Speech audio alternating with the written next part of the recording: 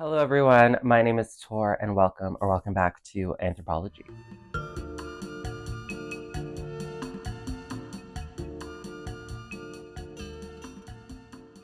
In today's video, we are going to be talking about something that I've actually wanted to talk about for a while now, but because of certain global events, I felt like now was the perfect time.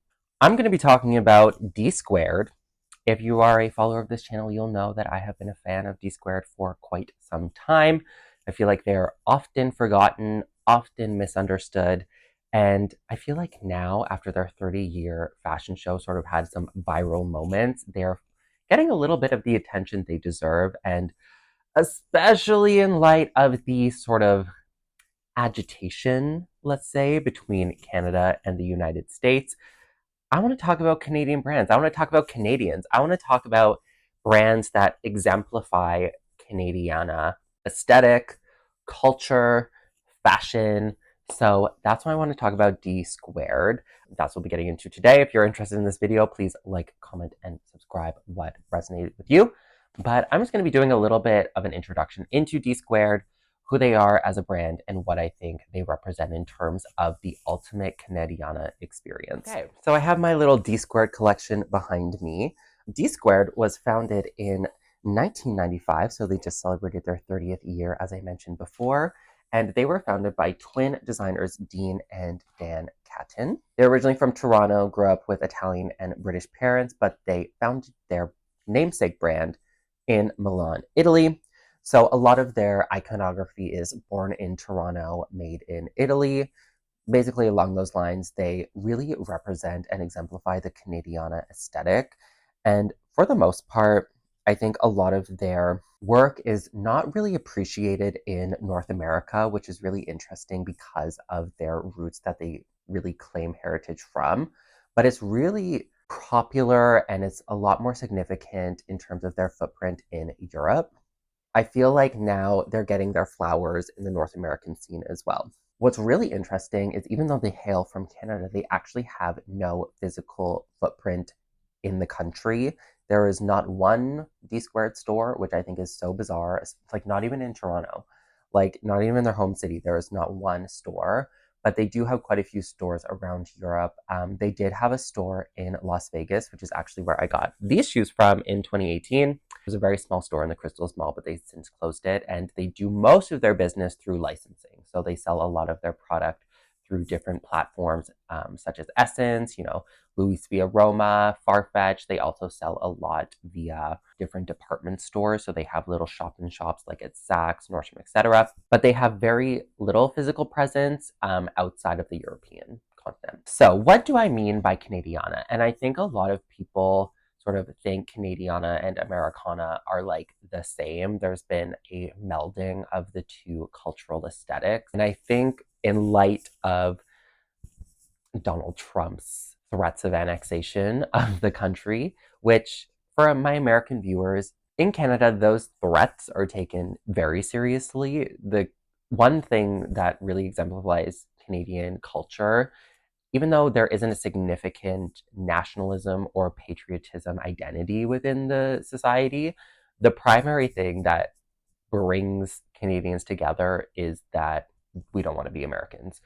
And you may be asking, like, why? Oh, why? But it's like, there is a delineation. There is two separate histories. The countries are and have been on separate paths for over 150 years at this point. So there is quite a delineation between the two. And often in Western culture, there is this idea of, Canada is basically America, but nicer. There's a lot of different things that differentiate the cultures. But ultimately, these threats from the American president have unified the country in ways that have been unfounded before. There's been a significant anti-US movement within Canada in order to really identify and protect the sovereignty of the nation. I don't want to get overly in that area during this video, but ultimately that is what led to this and what has led to me wanting to really exemplify like Canadian first. Now that that's out of the way, essentially, what do I mean by Canadiana? So Canadiana can be exemplified in a variety of different ways. Canada is a very large country, but ultimately in terms of aesthetic culture from a fashion perspective, what is the one thing that comes to mind when you think of Canada? the Canadian suit, denim. The denim on denim moment is sort of what DSQUARED really exemplified themselves for. They are known for their denim, and it's interesting because the twins navigated their fashion careers basically in tandem up until this current point where they are literally co-founded and are running their own corporation. But they got their start essentially at Versace, working with Gianni Versace, and then they moved to Diesel, which is where they got their experience in denim work. And then from there, they created their own DSQUARED, the two Ds, Dan and Dean, together. They're known for their denim. They do a lot of different cuts of denim, mostly like skinny cuts, a lot of interesting washes. They do a lot of good denim jackets as well. Also flannel. They incorporate a lot of flannel into their work, very like lumberjack chic, if you will. They also include a lot of really darker leathers, dark suedes to be example. These shoes signify to me everything DSQUARED. Another primary icon that they utilize is the maple leaf. So these shoes, I think they've since honestly discontinued or reimagined this line. So I don't know exactly what the shoe is, but it essentially exemplifies everything DSQUARED boiled down into one. Like if I think of the DSQUARED aesthetic, I think of this shoe. It has a really dark denim combined with a very dark suede, as well as some flannel and red suede, and obviously the maple leaf on the back there. On the bottom of the shoes, it just has the maple leaf like such. These are actually very comfortable shoes. I get a lot of compliments when I wear them. They're just like the ultimate Canadiana experience for me, and I really love that about them. They really go with a lot because they're such a mix of textures and colors, and I really just like wearing them, especially if I wear like denim, if I wear any type of suede. I just love wearing these shoes. Similarly, for Christmas, I got this duffel bag. This is the Bob duffel bag, the small one from my now husband. And this one, it has really nice tanned dark leather, beautiful suede, and some feet. Honestly, I really do love this bag. I love the aesthetic of it. It's really well made, beautiful. All of their stuff is primarily made in Italy or other like tier 2, 3 European countries like Romania, Bulgaria, etc. The other part that they're known for is really incorporating Canadiana iconography around, as I mentioned before, the maple leaf, such as on this hat here, and also a lot of landscapes. So they're known a lot for their ball caps. I think DSQUARED makes the best ball caps in the fucking game. And a lot of their ball caps will include things like mountain ranges, a lot of tree work, just things that you would think of when you think of Canada. Beautiful landscapes, dramatic landscapes, a lot of Rockies, a lot of trees, etc. The other range that they're known for is the Icon range, which I have one here, just as DSQUARED on the back. Excuse all the cat fur and everything. Obviously, I have 2 ragdoll cats, so I get fur on everything. But their Icon range is one of their more popular ranges as well because everything says Icon, and who doesn't want to be iconic, right? Now, the other part, which I think they really sort of get their shine in, is shoes. They are known primarily, I think, for shoes as well. Women's shoes, heels. They do a heel like no other. They ride the line, I think, with like Moschino because they can be quite kitschy in their approach, where they do things like the skate moss boot, which they launched in 2011, bringing back for this year's collection 14 years later.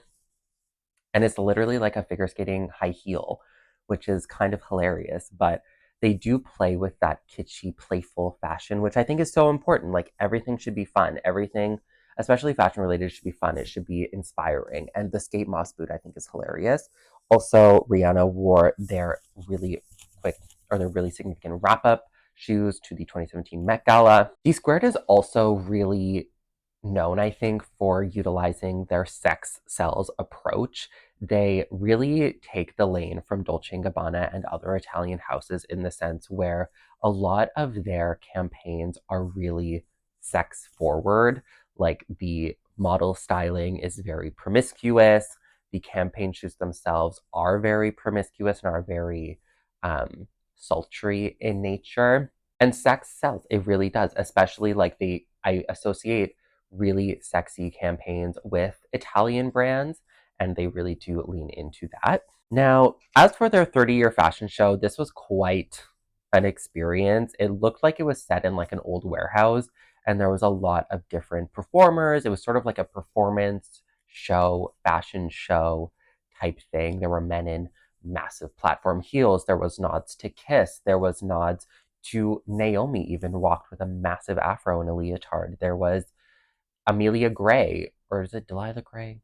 I don't know. One of the Hamlin daughters, one of the Lisa Rinna Hamlin daughters. She walked. There was also Doechii performed, and Doechii is obviously super hot right now, coming off of her Grammy wins.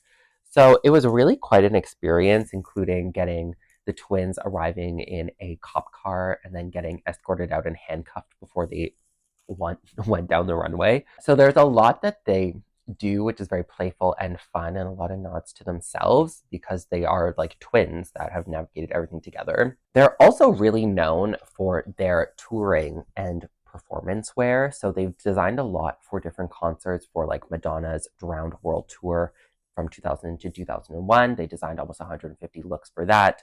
They've also done work with J-Lo as well as Christina Aguilera. They have faced some criticism around racial insensitivity, primarily for the use of squaw, which is and has been interpreted negatively by Canada's Indigenous population as sort of like a slur. And they created DSQUARED. I think they were essentially accused of cultural appropriation and taking Indigenous iconography and reappropriating it into a Italian fashion brand. So they since canceled that and moved away, but they do still, do a lot of nods to Canada's Indigenous population within the work that they do. That is my little spotlight on DSQUARED. I feel like they're getting their flowers a little bit now. I don't really know why they're so overlooked within North America, given that they are Canadian themselves. I feel like they should really improve their footprint in Canada. And the crazy thing is, even though like a lot of their stuff is priced, I would say they're priced like mid-tier luxury. Like this bag, for example, retailed for $1,600, but then it goes on sale. Like a lot of their stuff goes on sale, and this was around like $900. And for a full suede bag, that's like crazy, especially like with today's pricing, So a lot of their stuff goes on sale. I feel like they are overall underappreciated and they aren't really getting their flowers for the work that they do and the aesthetic that they have and that they've really mastered and curated over 30 years. But in light of today's changing geopolitical landscape, I think it's important to really highlight Canada as a Canadian. And Mary's Room has done a lot of good work as well with her videos. I'll link them down below as well, highlighting Canadian designers. I'm wearing a Roots shirt, Canada proud. I did have some DSQUARED clothing, but I got rid of it because I've talked ad nauseum about my relationship with ready to wear on this channel so far. But that's my video. Thank you all for watching. Let me know if there are other spotlights you want me to do, and I'll be happy to do them. Please like, comment, subscribe, and I'll see you all next time. Bye, guys.